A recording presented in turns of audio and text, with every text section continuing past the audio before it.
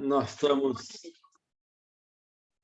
estudando os mecanismos de defesa, né?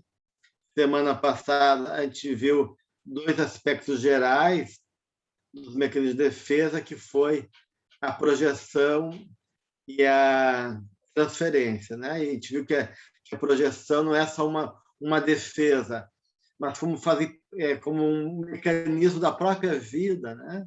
Da própria dinâmica da vida, que nessa relação entre o que está dentro e está fora, a vida vai, de uma maneira, espelhando, e o nosso inconsciente ele vai chamando a atenção aqueles elementos que são necessários para serem reconhecidos por nós como algo importante, de valor, ou que nos pertence, da qual a gente tem que, em alguma medida, tomar consciência, né? Então, isso a gente viu semana passada. A gente viu também semana passada que a defesa ela pode ser movida por duas posturas do ego, né? Uma diante de uma fragilidade real, onde o ego se sente incapaz de lidar com a vida e tem que buscar defesas para poder se armar e resistir às ameaças, seja internas ou externas, que tentam desestabilizar ele. E um mecanismo de defesa que é gerado pela inconsciência, recusa do ego de crescer, de amadurecer, né? Que seja uma atitude de oposição à vida, e que, de certa maneira, envolve um ego imaturo que quer se manter, né, nessa condição, fazendo uma oposição ao convite da vida, que sempre quer promover a evolução, o crescimento e a conquista do próprio self, né? Então, tem esses dois padrões aí de atitude do ego que gera mecanismo de defesa, tá bom? Bem, vimos a projeção, vimos a transferência. Um mecanismo bastante comum e que também faz parte do movimento da vida é a compensação. Então, eu diria que a compensação também é não só um mecanismo de defesa, mas também é um movimento que é a própria dinâmica da vida. Tá? Isso aí é importante, a gente vê isso no corpo físico, né? Quando a Joana Dias cita Adler, que ele vai estudar o corpo, e ele percebe que um órgão, se ele está debilitado, deficitário, algum elemento do organismo vai compensar aquele órgão, né? Ou seja, vai ter um movimento substituto ou de uma ativação de outros recursos para compensar, né? A pessoa tem uma deficiência visual, o tato dela, por exemplo, ele fica mais sensível e mais apurado. Então, essa compensação física, né? Também é na vida, né?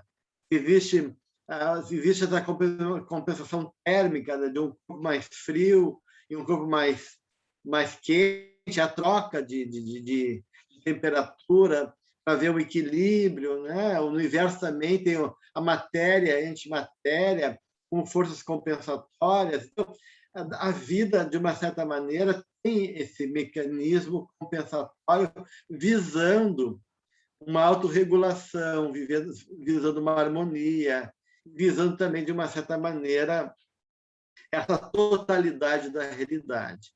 E assim também é em relação ao aspecto psicológico e emocional. Haver um movimento, né, do inconsciente vai geralmente compensar as atitudes unilaterais do ego. Por exemplo, eu tenho uma atitude muito inflada, muito onipotente, muito arrogante durante o dia, talvez eu sonho vou ser humilhado, que eu sou um mendigo, que eu sou desqualificado, para compensar aquele excesso de soberba, eu agi. Ou, ao contrário, se eu tenho uma autoestima baixa, eu sonho que eu sou um rei, ou tem um papel de destaque, de valor no sonho, para compensar o sentimento de inferioridade. Então, existe esse mecanismo de compensação na própria dinâmica da consciência e do inconsciente, tá? Mas o ego também pode fazer uso dessa compensação, de acordo com a sua forma de lidar com a vida, tá? Então, muitas vezes, a Joana vai citar, né, que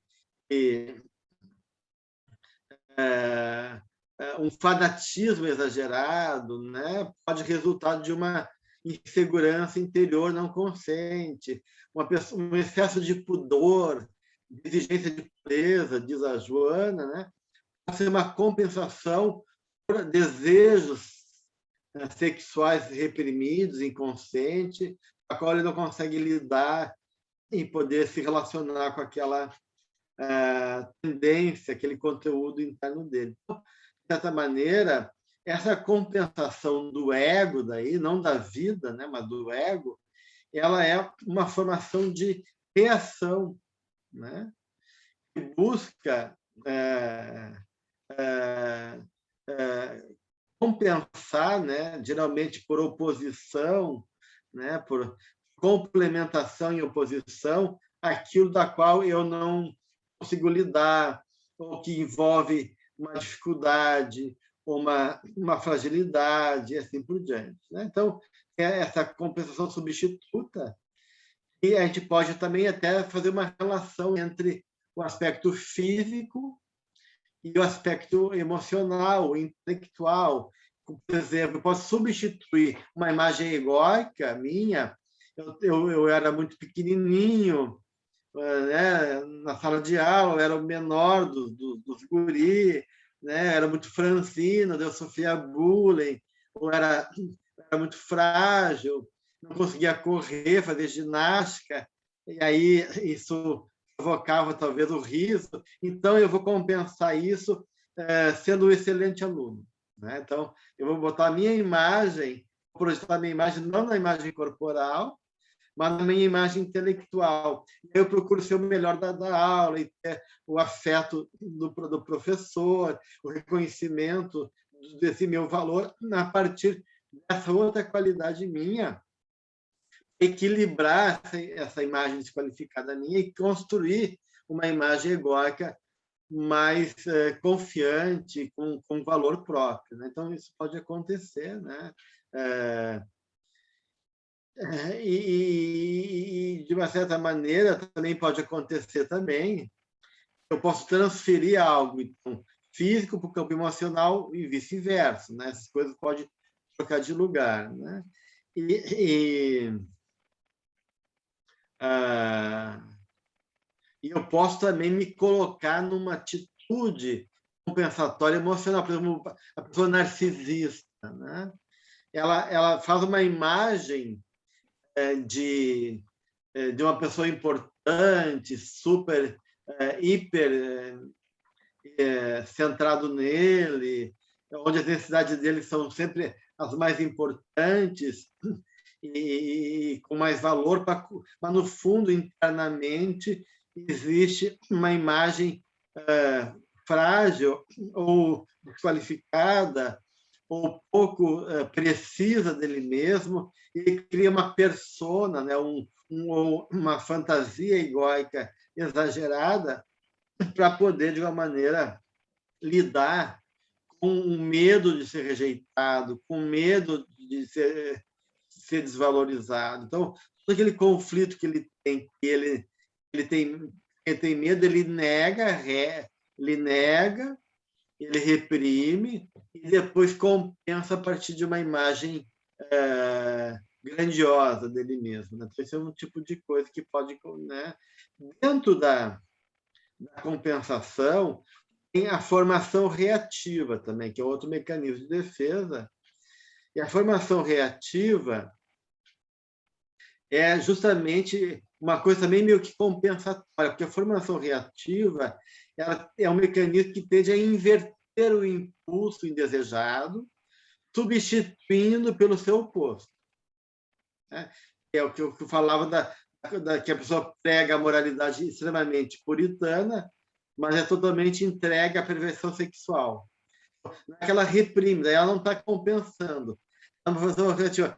Esconder o meu lado perverso, eu crio uma máscara de moralmente adequado e prego moral para os outros, sou exigente, no fundo, esconder essa minha sombra interna, né? Ou como a gente faz justamente, né, quando a gente é criança, ou quando um adulto vai lidar com uma criança, a criança está com medo, né?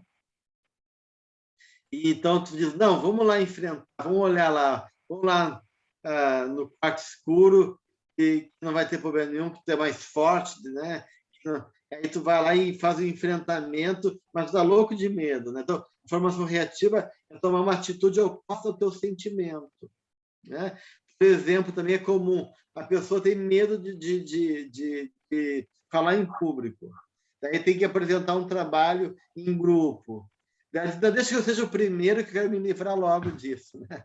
Para ser o primeiro, eu estou fazendo uma formação reativa. Eu estou fazendo um enfrentamento do medo para poder não ficar com ansiedade frente a esse receio de apresentar, de não ter muita... pela timidez ou pela dificuldade de se colocar em público. Então, isso também é uma formação reativa, tá, gente? Por trás dos mecanismos de defesa, tem mecanismo mais elaborado e outros mais arcaicos, mais primitivos, mais infantis. E tem os básicos, né? Então, por trás dos mecanismos de defesa, vai ter uma negação e uma repressão. A repressão e a negação está muito presente nos demais mecanismos de defesa, porque para mim poder criar um mecanismo de defesa, elaborar, primeiro eu nego o conflito, ou reprimo aquele conflito.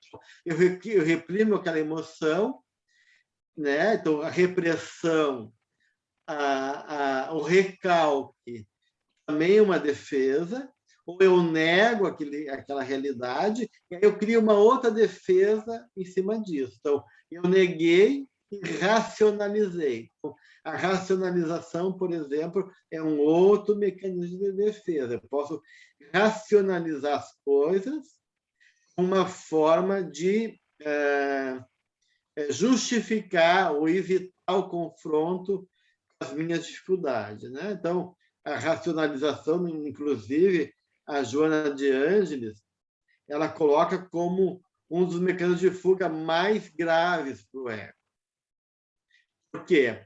Porque se o ego se a pessoa é inteligente e ela usa da sua inteligência para poder